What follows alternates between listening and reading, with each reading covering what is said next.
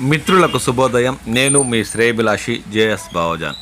JSB with you ఛానల్లోకి స్వాగతం. తిరుపతి జిల్లా పాకాల మండలం మొగరాల ఉన్నత పాఠశాలలో 10వ తరగతి విద్యార్థులకు వీడుకల సమావేశం నిర్వహించినట్లు ప్రధానోపాధ్యాయులు సుమలత తెలిపారు.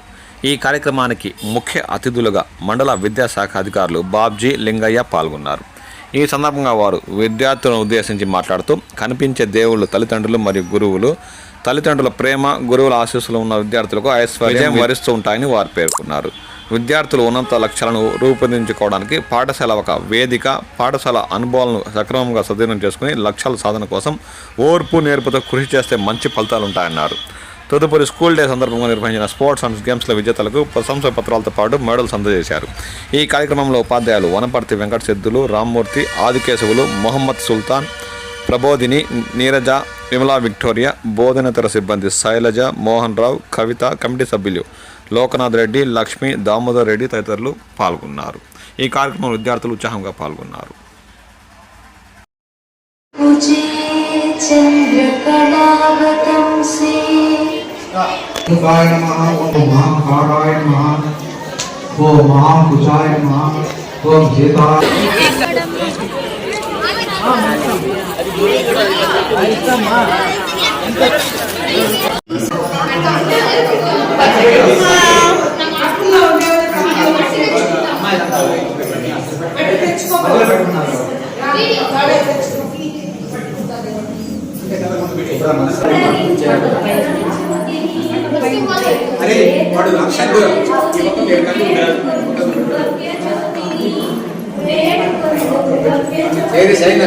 అబ్బాయిలు ఒక్కొక్క వచ్చేయండి.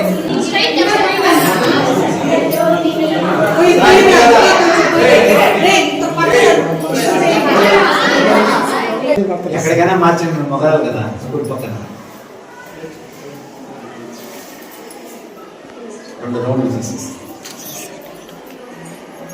అవసరం ఉంది. హెచ్ఎం మేడం ఉంది. ఓం అంతా వచ్చేది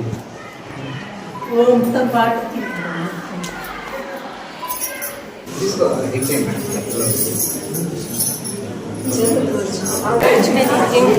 ఎవరికి వచ్చింది 5 అయ్యా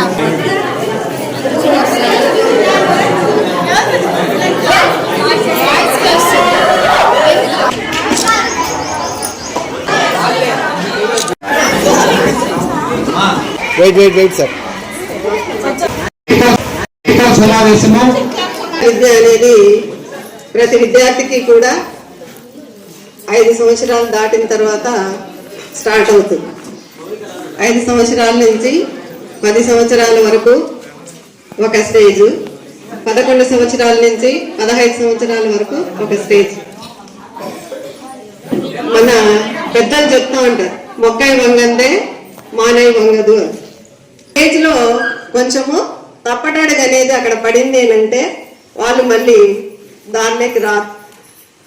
వాళ్ళ యొక్క క్రమశిక్షణ అంతా కూడా అక్కడే పాడైపోతుంది. అందుకని 8th క్లాస్ వాళ్ళని చాలా కంట్రోల్గా పెడుతూ ఉంటాం. సో నెక్స్ట్ 9th, 10th ఇవి 2 కూడా ఒక దశ. వీళ్ళు తెలుసుకోవాలి మనము పెద్ద అయితే ఏమవుతాము. అక్కడికి వచ్చేటప్పటికి వాళ్ళ లైఫ్ ఏమనేది తెలుసుకోలేదనుకోండి, లైఫ్ లాంగ్ కూడా వాళ్ళు ఏం చేసుకోలేరు. ఎవరైతే 8th క్లాస్లో ఒక టర్నింగ్ తీసుకొని కష్టపడి చదువుకుంటారో వాళ్ళు 9th, 10thలో అదే విధంగానే చదువుకొని పైకి వస్తారు. లేదంటే చాలా ఇబ్బంది పడాల్సి వస్తుంది. ఇది చాలా సార్లు ప్రతి ఉపాధ్యాయుని కూడా చెప్తూనే ఉంటారు. మీకు అది చాలా కష్టంగా అనిపించుండొచ్చు. అది మా కోసమే మేడం ఈరోజు తిట్టినారు, ఈరోజు కొట్టినారు, ఇక్కడ వరకే మిమ్మల్ని కొట్టడం, తిట్టడం కూడా జరిగేది. కానీ ఇంకా ఇంటర్లో ఎవరు కానీ మిమ్మల్ని ఏమీ మాట్లాడరు. కానీ అక్కడికి వెళ్ళేటప్పటికి మీ భవిష్యత్ ఏమనేది తెలిసిపోతుంది.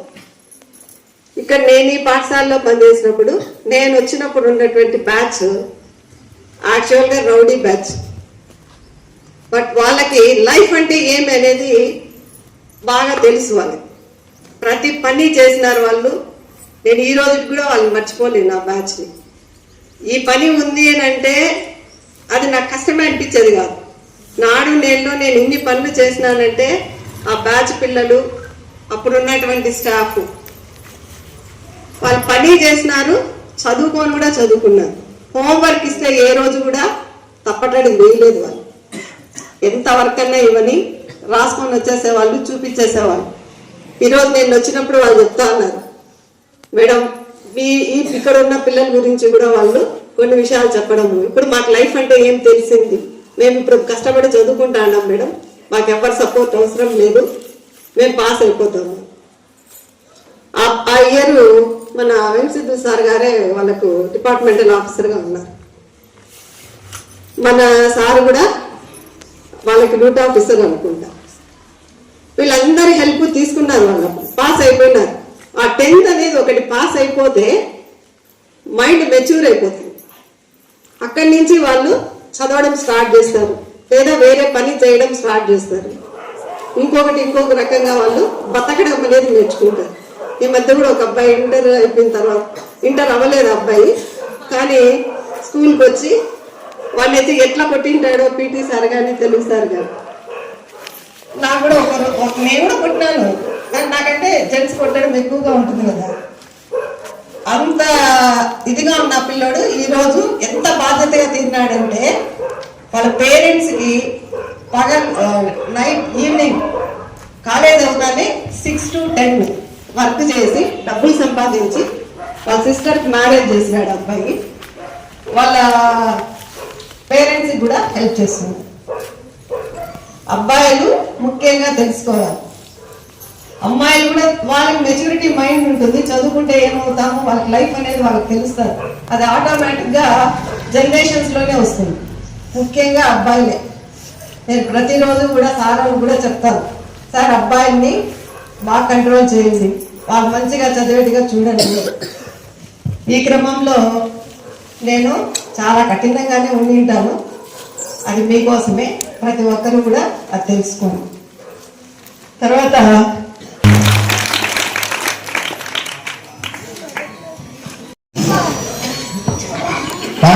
పాఠశాల అభివృద్ధి, ప్రజల భాగస్వామ్యం. పాఠశాల అభివృద్ధి, ప్రజల భాగస్వామ్యం ఖచ్చితంగా. ఎందుకంటే ప్రభుత్వాలంతా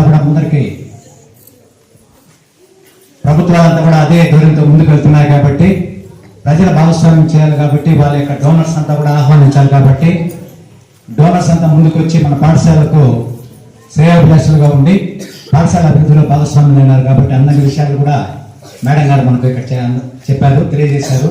వారికి అందరికీ కూడా పాఠశాల తరపున మరొకసారి ధన్యవాదములు. మన పాఠశాల ప్రయాణ సంచాలకులు విమలా విక్టోరియా మేడం గారిని కూడా వేదికపై సాధారణంగా ఆహ్వానిస్తున్నాం. వారికి స్వాగతం, సుస్వాగతం.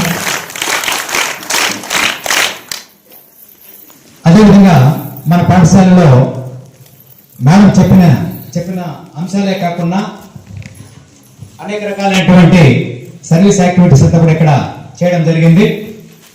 దీంట్లో మనకు ప్రభుత్వం వారు national blindness control national programme ఇది. వారి తరఫున మనకి ఇక్కడ district blindness control society Tirupati వారు విద్యార్థులందరికీ కూడా స్క్రీనింగ్ చేసి వారికి స్పెట్స్ అంతా కూడా ఇవ్వడం జరిగింది. అదొక కార్యక్రమం, సర్వీస్ యాక్టివిటీ.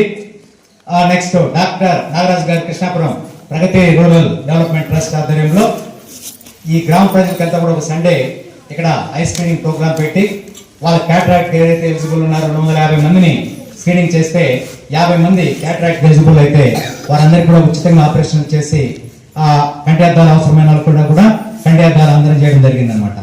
అదేవిధంగా పాఠశాలలో ఇక్కడ మనకు మైక్రోబియల్ రెసిస్టెన్స్ అవేర్నెస్ ప్రోగ్రామ్ ఇది మనం. ఎందుకంటే ఈ మైక్రోబియల్ రెసిస్టెన్స్ ప్రోగ్రాము టాబ్లెట్స్ విచ్చలవిడిగా మనం వాడేస్తుంటాం. వాటి వల్ల అనర్థాలు ఏమనే ఉద్దేశం